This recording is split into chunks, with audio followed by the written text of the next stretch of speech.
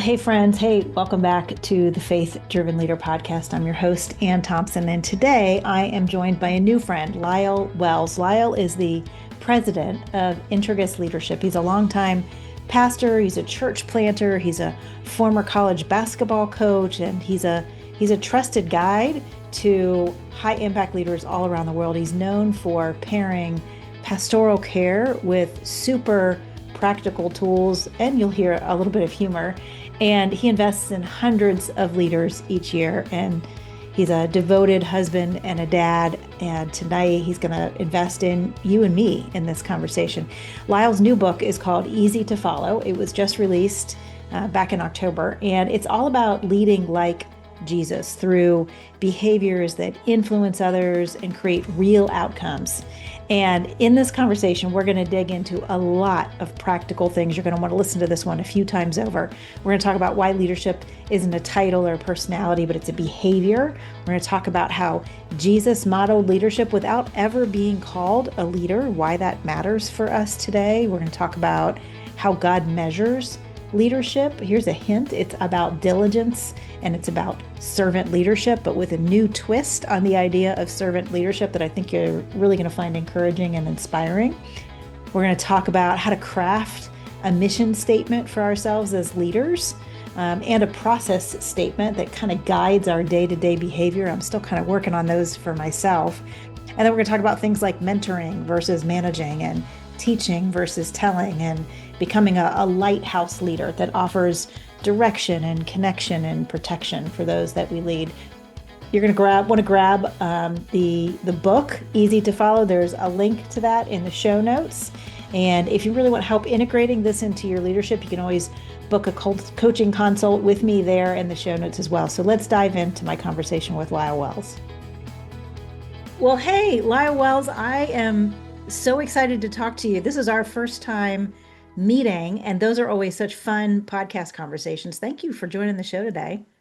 Well, it's great to be here. I've heard so many good things and have been, I would say, a follower of the podcast, not a loyal fan, but you have had some amazing guests and you do a great job of pulling it out of them. So I'm excited to be here. Thank you for the invitation. Well, thank you. That's high praise, and I receive that, and it's been quite a fun journey for me. You know, if you've listened to any of the podcasts, one of my favorite questions to start with is about the definition of leadership. And you have a book that has just released Yeah. called Easy to Follow. You can see it back there behind me, Easy to Follow. And so I'm going to start with that question. You know, in the book, you talk about that leadership isn't like a character trait or a personality. It's something different. So tell us, in your words, what is leadership? What's your definition of it? And we would define leadership as a behavior that influences others and creates an outcome. So, Mm, at the end of the day, I can tell you that I really care about you. I could tell you that I'm really committed to the company, or, I'm loyal to this church. But if my behaviors don't align with that, those words mean very, very, very little. And so we coach leaders to look at their behaviors and ask them, do they align to their desired outcomes? mm, A great example, I mean, so many of us just by default, we have a pantry downstairs. I'm here in my home office, and my wife said, hey, the second half of this year, I really want us to eat healthy. I really want us to be really good stewards of our choices. And I opened up the pantry that has Oreos and M&Ms and Dr. Pepper and chips. And I said, honey, this pantry doesn't align with your desired outcome. it's a So go to great the trash example. bag, because these two don't work. But yeah, Yeah. I mean, and that's a fun little example, but so many times leaders will say, we want to grow a culture of empowerment, and then their behaviors don't align with empowering others or Yeah. giving other people a voice or a vote. So Yeah. leadership is a behavior that influences others and drives outcomes. I really like that. It's very like practical and logical. I'm curious. I know, the book is all about modeling our leadership off of Jesus. So help connect the dots for me between that definition of leadership and who Jesus was as a leader. Well, what was interesting and what got me to the idea of the book is, I'm curious. I've been blessed. I'm just naturally curious. And so several years ago, I went to my Bible concordance as I'm studying leadership. I'm thinking, where better to go? Because Jesus, the greatest leader of all time, and you look in the concordance, and the word lead or leadership is never used in association with Jesus, ever. I mean, not Interesting. even geographically. It doesn't, he never even led them to the Mount of Olives. It says he went with them to the Mount of Olives. And so, how is it that the greatest leader of all time isn't defined or referred to as a leader? Well, then you look at the behaviors of Jesus, and his Yeah. invitation was simple: follow me. And, in every case, with the exception of the rich young ruler, when Jesus invites people to follow him, they do. Why? Well, because there were certain behaviors that Jesus modeled that made him easy to follow. And that's what we identify in the book. Yeah, I love that. I mean, if you think about it, if leadership is behaviors that influence in order to create an outcome, Jesus certainly did that. He actually still doing it, even though he's not like human in human form Right. alive, right? Except how he exists in us. Exactly. But that's fast. I don't know that I realize when you say it, I recognize, well, yeah, you're right. I don't remember a scripture ever referring to him as a leader, but Yeah. I've often referred to him as the leader most worth following. Absolutely. You know, Yeah. how many thousands of years later, and he still has hundreds of thousands of followers, and you really can't refute his ways. Right. Well, he Yeah, multiplied himself into a movement, and then that right. movement continues to grow and blossom and multiply, today, this very day. Yeah. So, in So, part because of your podcast. Look at you. oh, well, thank you. That's very kind. That's very kind. Well, so, if Jesus was a leader, even though he wasn't officially called a leader, I wasn't planning on asking you this, but it's really interesting. Why do we call ourselves leaders? Well, be, I think for two reasons. I think number one, it's kind of become the cultural definition, Mm, because culturally, I mean, we've had leaders that are not easy to follow. I mean, that's think true. about it. I've had teachers, they weren't easy to follow. I've had bosses, not easy to follow. Unfortunately, pastors, not easy to follow. So, part of it is just this cultural norm, Mm, trying to get people to fit into or to comply, which we can have a whole different conversation about compliance.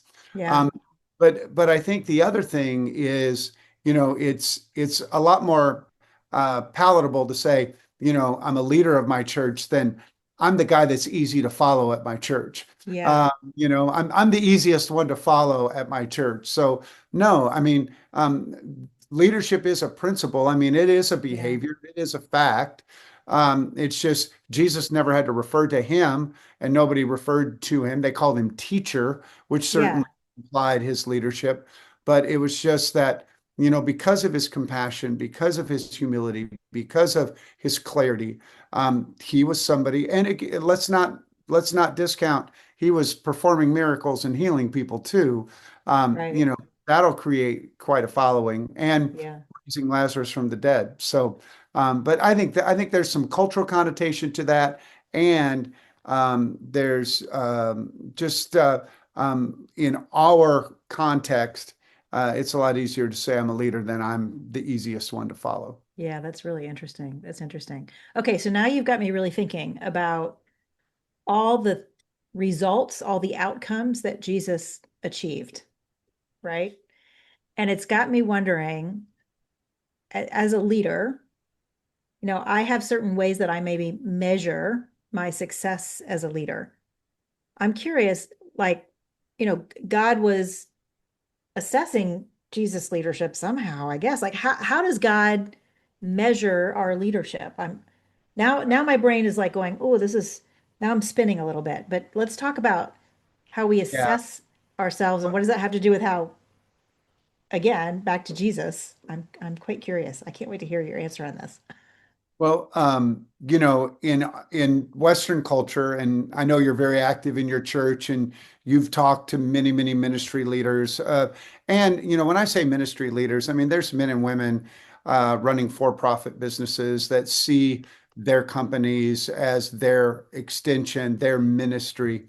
Right. But a lot of people talk about excellence, and I mean, I'm not opposed to excellence. Big fan. But the Bible doesn't speak a lot to excellence, but it gives a significant amount of time and attention to diligence.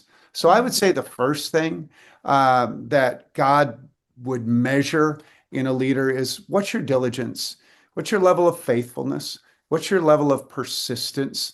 Proverbs speaks to diligence in multiple Yeah. places, but I think it would start with diligence.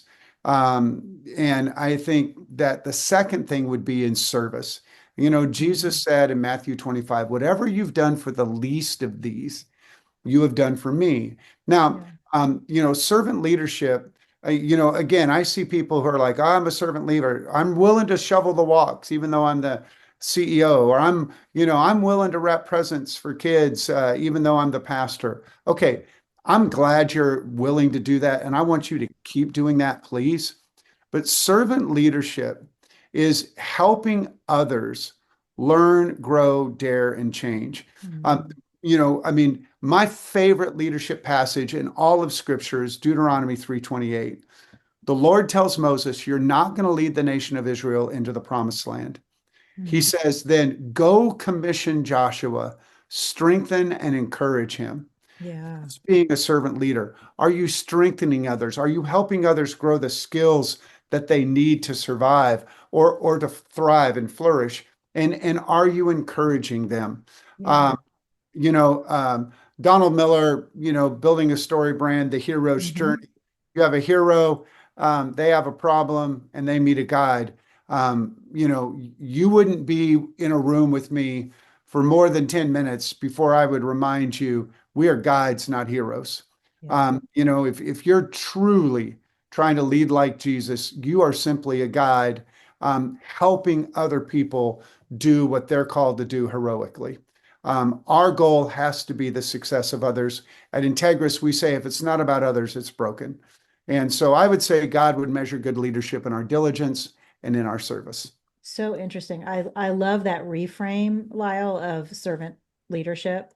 Because you're right. I think we interpret it as, I'll clean the toilet or whatever. I'll shovel the snow, whatever it might be. But I love that of serving people. I've had this thought before of we serve with the gifts we've been given. Yep. And if we've been given a gift of teaching, we should serve others with it. I don't know that I had made the connection between that and servant leadership. But I have another question, given that definite that those two elements, Yep. connect them for us. So let's say we are serving someone on our team by working hard to develop them. What does it look like to be diligent in that? Yeah. How do those two connect? Yeah, I think there's two things. Number one is, I mean, I want to be diligent in the fruits of the Spirit: love, joy, peace, patience, kindness, goodness, faithfulness, gentleness, self-control. Let's be diligent in that. I mean, because again, those are fruits of the Spirit. That's not Yeah. even our own talent. I mean, it's just being faithful and allowing the Holy Spirit to work through us. So, I mean, to be diligent is to be patient, and to be enduring with people. I think the other thing that diligence is I want to help people grow. And that means at times I'm going to have to ask them to do things that they're not comfortable doing on their Mm. own, right? I mean, I was a college basketball coach for years. I used to tell people my gift is that I have a high tolerance for their pain.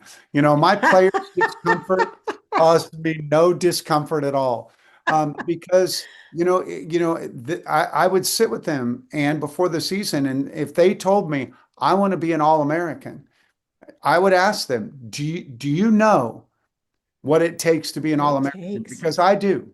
And so I'll give you everything you need to be an All-American, but you've got to be willing to receive it because it's not going to be comfortable and it's not going to be fun. And there's going to be days you want to coast and I can't let you. So I love you. And if that's what you want, then we're in agreement.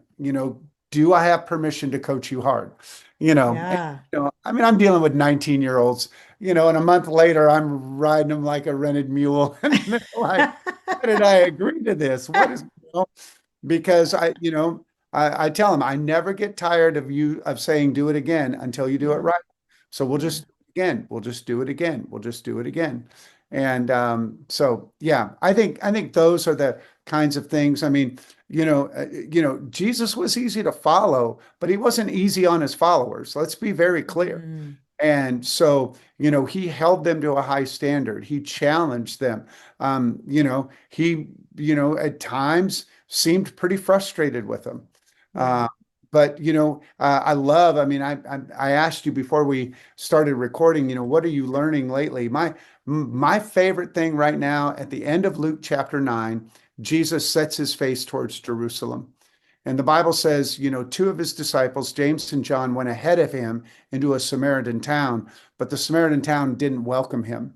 Yeah. And so, um, James and John, the disciple who Jesus loved, right? He's tenderhearted, compassionate. He's like, Lord, call down heaven or call down fire from heaven on these guys, nuke this town, essentially. And Jesus rebukes them Yeah. because that was a distraction. When we take up offense, that's just a distraction. Yeah. And Jesus is like, I'm going to do something so much more important Yeah. than having lunch in this little town. You can't even imagine.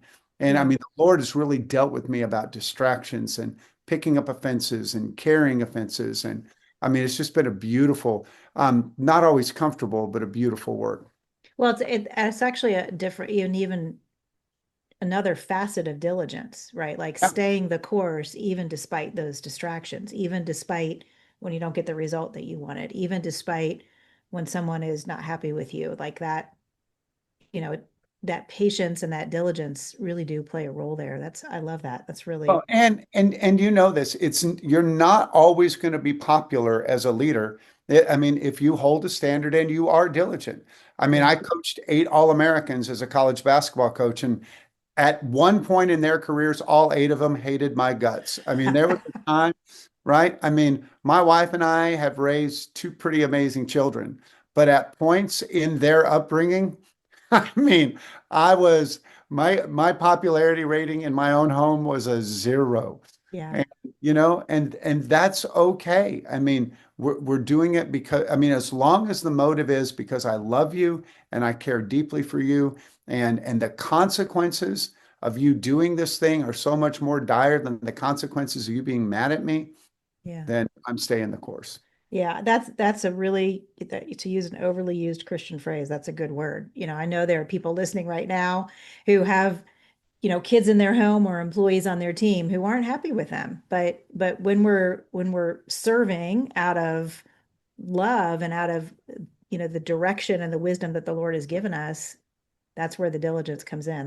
That's really good. I really like that. That's new thinking for me. I like that. Okay. That's really helpful. Okay. Let's shift a minute. In the book, you talk a lot about mission statements. Mhm. What was Jesus' mission statement? Well, remember, I think Andy Stanley's the one who taught me this. What's mobile is memorable, right? Okay. So I call them tweets or tattoos. Something easy to remember is going to stick with you. And so when we ask people to create a mission statement, we say 8 to 10 words. I mean, if Okay. everybody in your organization can't recite it, then you really don't have it. So Jesus says the Son of Man came to seek and save the lost. Period. End of story.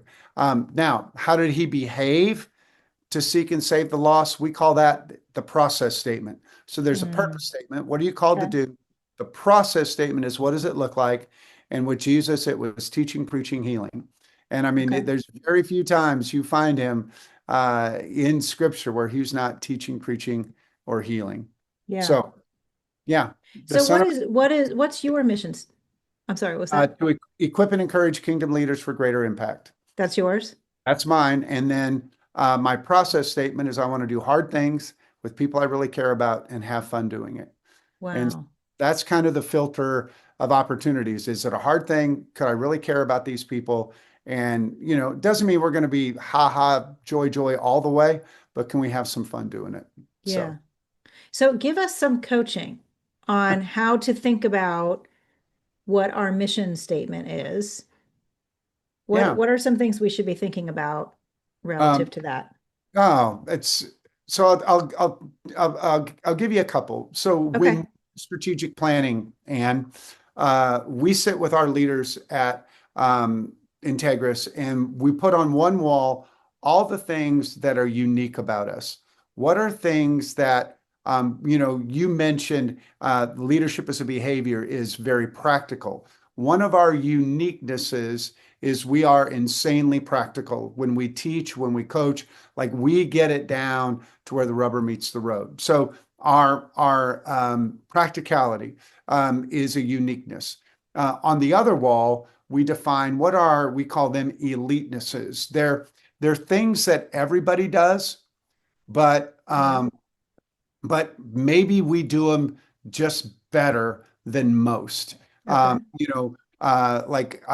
Our one day events, our trainers are so gifted at facilitation. Now, they're great presenters all over the world, but I'll put my facilitators up against anybody on the planet.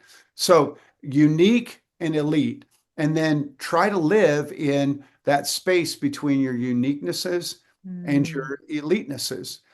So when we define our mission, when we look at where do we want to invest our time and talents, we say if we can't be unique at it or elite at it, then maybe the world's not calling us to do it. So, I mean, it's funny because I'm talking to you with a podcast. Every year when we do strategic planning, we should have an Integris podcast. And I always go back to the wall and I say, is it unique? No, there's a no. lot of podcasts. Could we be elite at it? Could we be as good as Ann Thompson? I don't know. Maybe if that's all we did, we could get pretty good. But you know what? No, there are other people that are called to be in that space. And so we don't feel we are. So I would say for an individual that's looking to write a purpose statement, what's unique about you? And remember, we're all fearfully and wonderfully made. You're not being arrogant to say, I have a gift at this.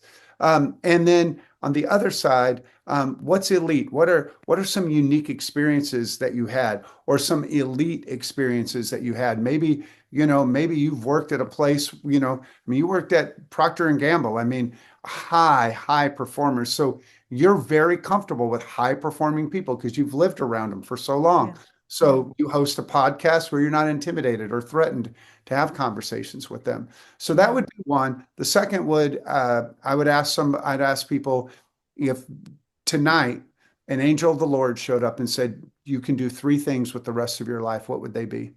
Three big Mm, things professionally.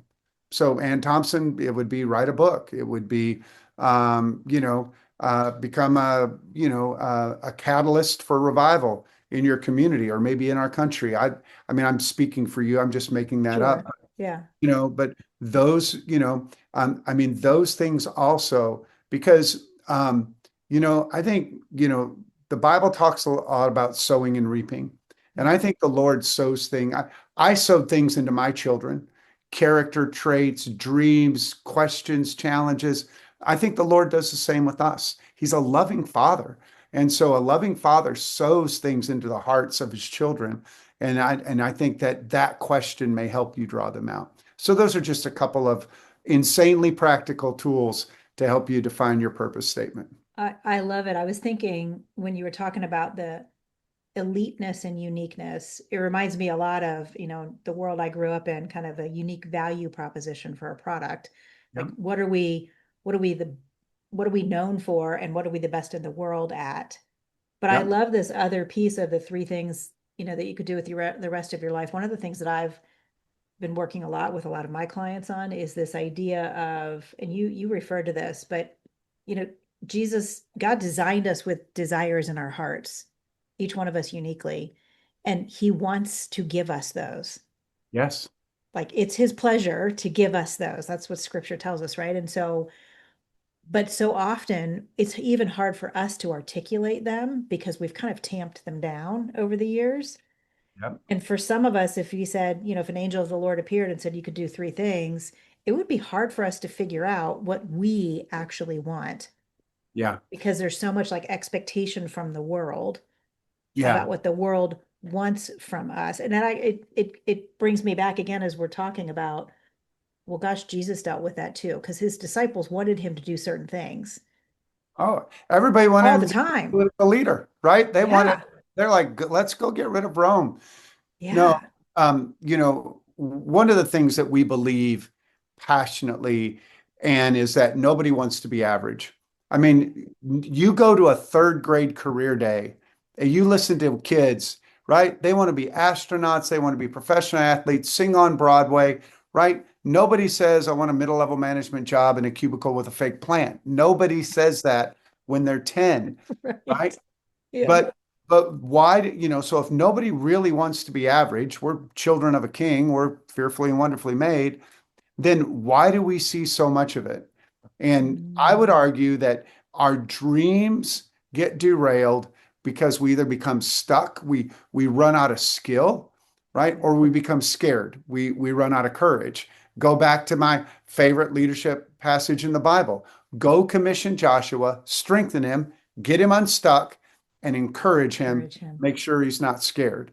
And Yeah. so that would be the other thing for people to think about as they're kind of navigating what's stirring in their heart is, am I stuck? Is there something I want to do and I'm just not skilled or talented enough, right? Because I think that we really need to flesh that out because I don't think a loving father, right? Jesus says on the Sermon on the Mount, if you being an evil parent knows how to give good gifts to your children, right? If your children ask for bread, you're not going to give them a stone. So, Right.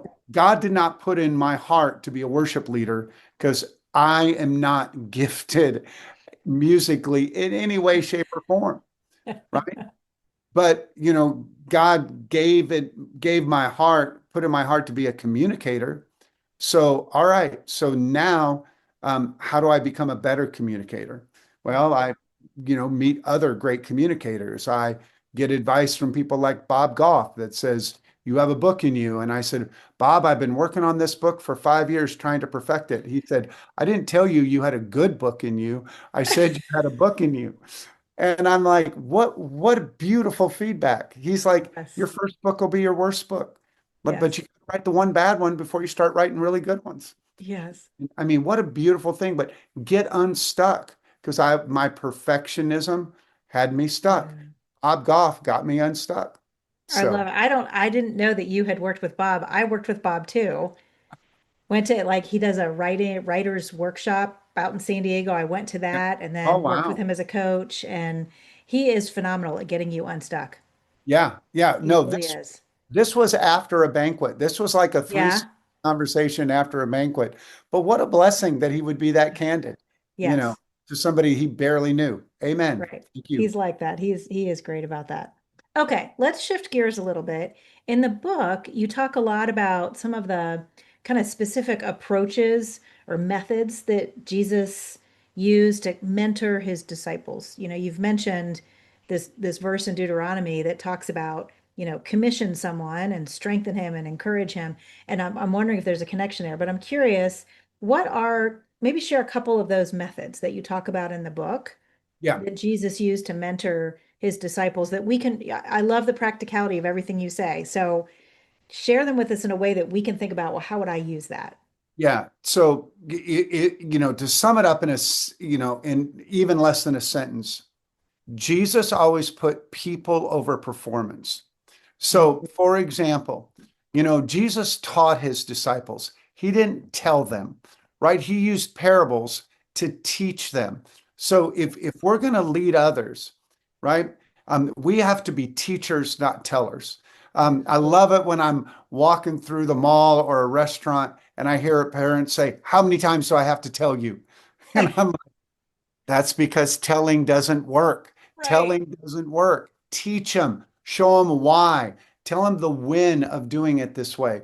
So one was that, Jesus invested the time to teach and not to tell, because telling is easy. Telling is quick. It's easier if I just tell them. But no, no, no. You're going to have to tell them again and again and again. Similarly, Jesus mentored and didn't manage. So mentoring means I give them a voice. I give them a view into what I'm doing and a voice into how we're doing it, right? Management is it's my view, my voice, and my vote. Yeah. But a mentor, now again, that doesn't mean that the people I'm mentoring get a vote in everything. All right. But they get a view, they get to hear why I'm doing it and my purposes or my desired outcomes. They get to have a voice.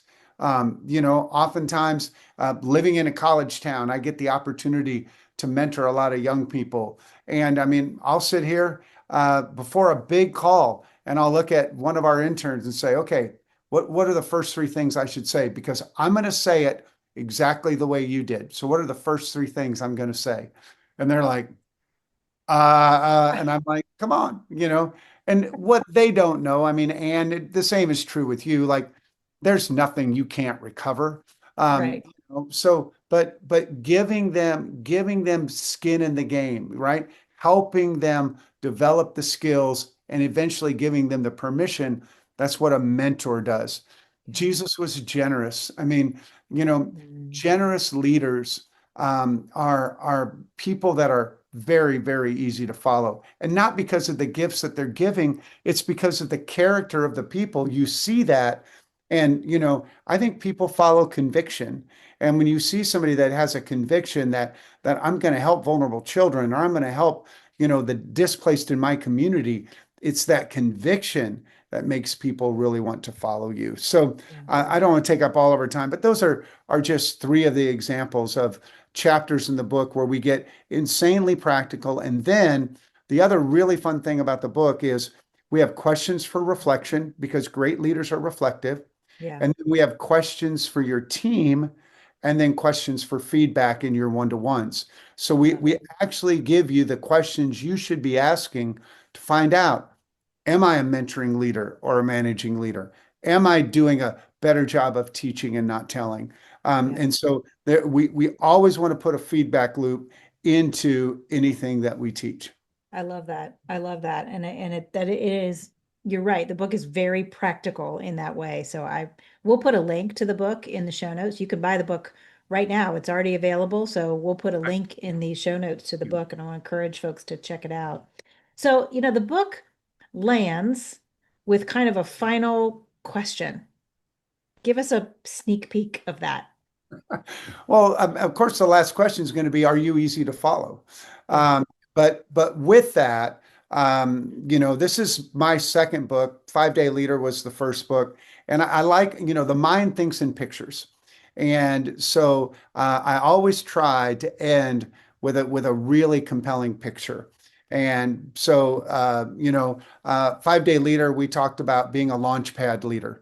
You Mm. know, that there's been 5 different space programs in my lifetime, from Apollo to Gemini to the space shuttle, but they've all lifted off from the same launch pad complex down in Florida. And Yeah. so are you a leader that launches others? And in Easy to Follow, we talk about lighthouses. And are you a lighthouse leader? Are you a leader that's easy to follow? You think about a lighthouse provides three things. Number one, direction. Number two, connection. And number three, protection. And so, are you a lighthouse leader?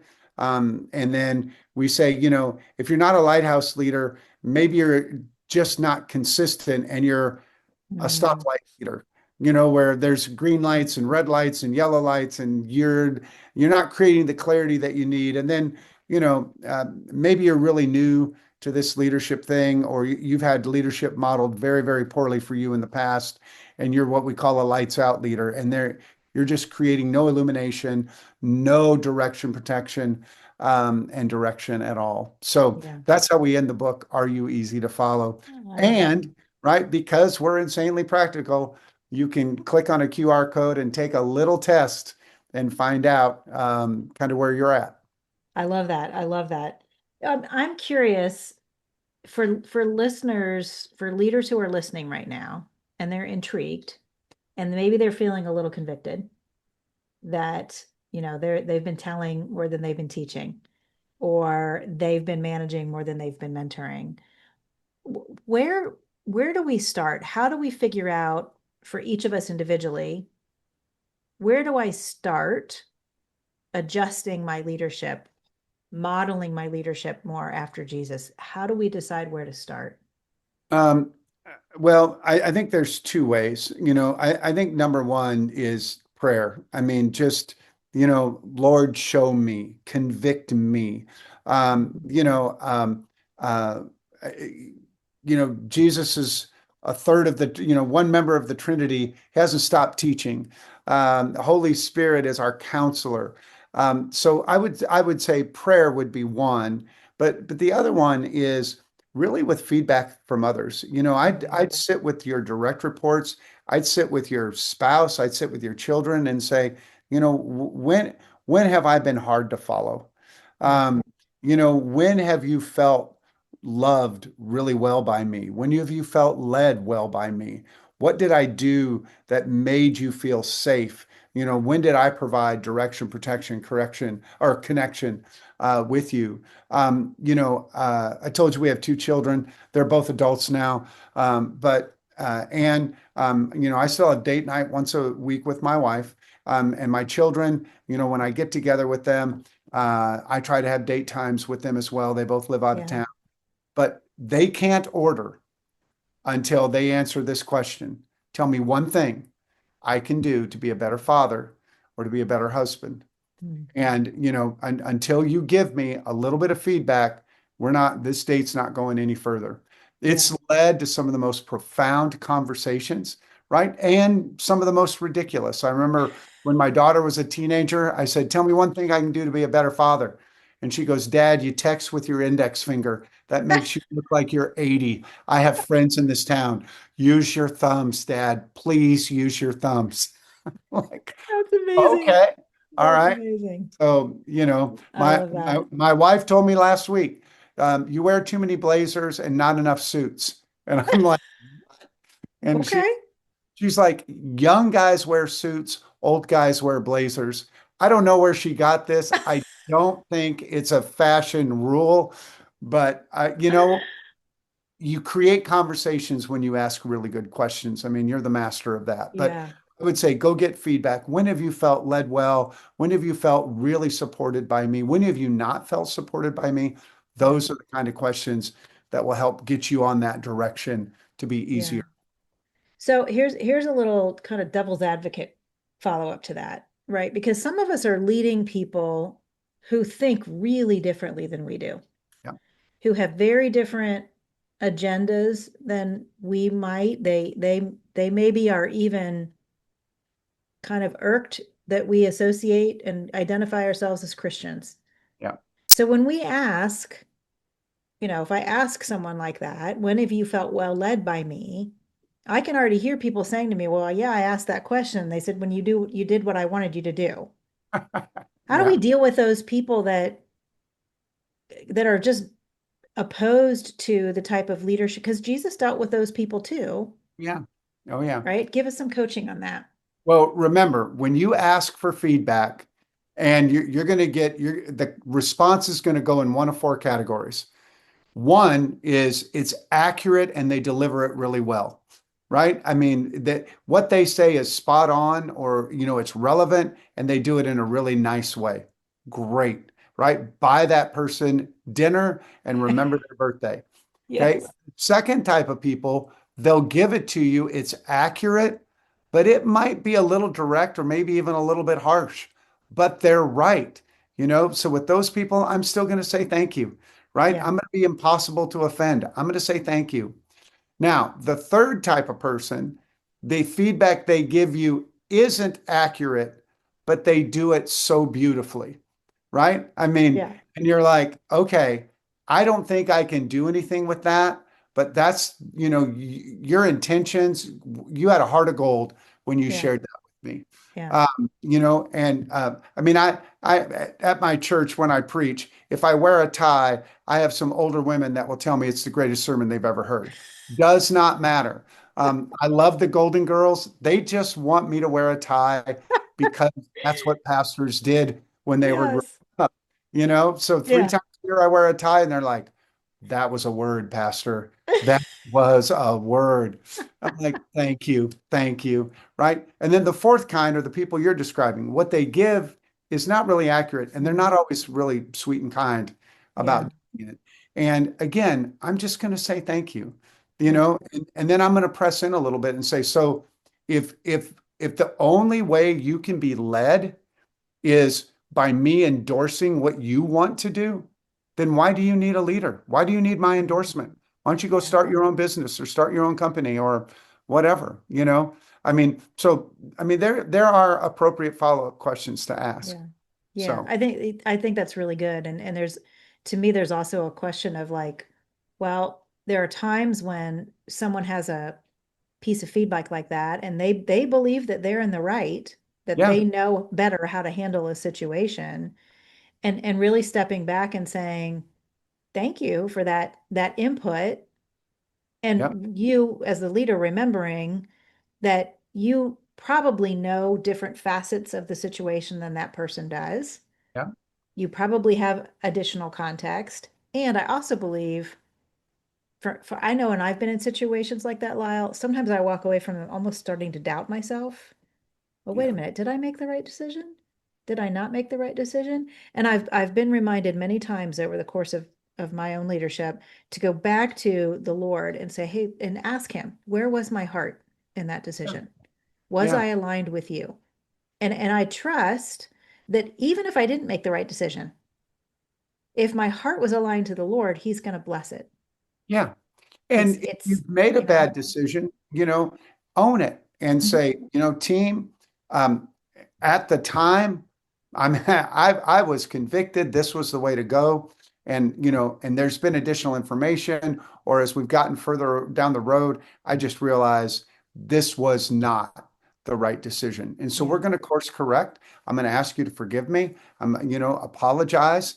And, my team, this conversation happens a couple times a year. I'll tell my leadership team, not the worst leadership, or I'll say not the best leadership decision I've ever made. And they'll right. say, yeah, but not the worst. Uh, you know, because, what I want the listeners to hear is this: leadership is an art and a science.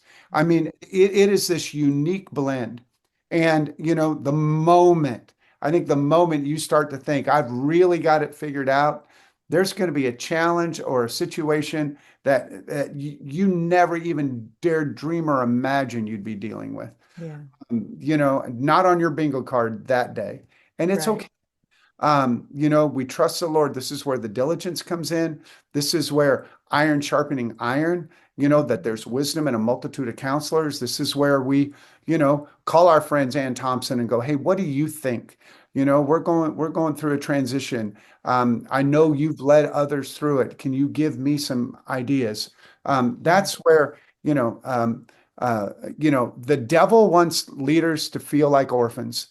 And yeah, that's what's never God's intent, never yeah, once. yeah. So, Wow.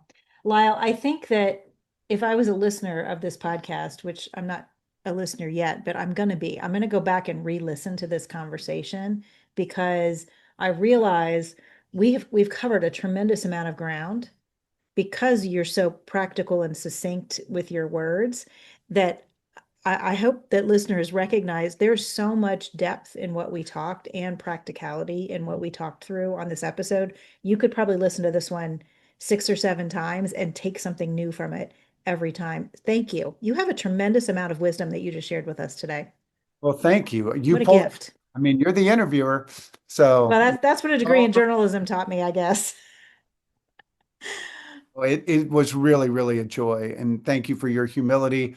This is an act of service. This is you being a guide and not being a hero, for all of your listeners and for, the community of the faith and leadership community that we serve. So thank you, Ann. Well, thank you. I feel strengthened and encouraged by this conversation. So thank you right back, Lyle. Such a good conversation. Wow, what a gift. You probably agree with me. I find Lyle's coaching to be simple, but wise, like very practical and so immediately usable. The thread through all of it is this idea of being easy to follow, not soft, but clear, not passive, but diligent and others focused, which is the way of Jesus. So here's a couple of key takeaways. Hard to narrow it down on this one. The first one is this idea that leadership is behavior. Titles don't transform teams. Consistent behaviors do. So aligning our actions, our behaviors with the outcome that we say we want is critical as leaders. Second big takeaway, God measures diligence and service. I was really struck by that. Faithfulness over flash. We have to serve by strengthening and equipping and encouraging others. Be the guide, not the hero. We've talked before and you've heard the phrase of servant leadership, but I really felt like the way Lyle explained it was pretty different and very encouraging to me, at least. Third takeaway, clarity beats complexity every time. I loved how Lyle talked about the 8 to 10 word mission statement that we can create in a simple process statement that allows us to kind of really guide the decisions that we make day to day and the way that we decide what we're going to work on and how we're going to work on it. So with that said, let me lead into your challenge coming out of this episode. I really kind of have 2 challenges for you because this was so practical. There was so much good stuff in this episode. The first is, what would it look like for you to draft your own mission statement and one-line kind of process statement? That 8 to 10 word mission statement and the process statement.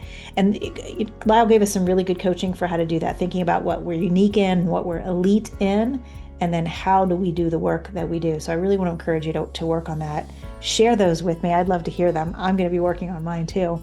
And then the second challenge I have for you, I loved how Lyle said, he asks the question of people that he leads, when have I been easy to follow? When have I been difficult to follow? What's one behavior change that would help me lead you better? I want to challenge you to ask those questions and then choose a behavior that you're going to work on and practice each day until you really feel like you're mastering it. Hey, if this episode stirred something in you, check out the show notes. Make sure you pick up Lyle's book, Easy to Follow, and you'll also see a link for a coaching consult with me there. And boy, I'd love to help you lead with this kind of clarity and courage and Christlike impact. Also, if you loved this episode, please rate us, give us a rating, and share the episode with your friends. And I will look forward to seeing you next time on The Faith Driven Leader. Thanks.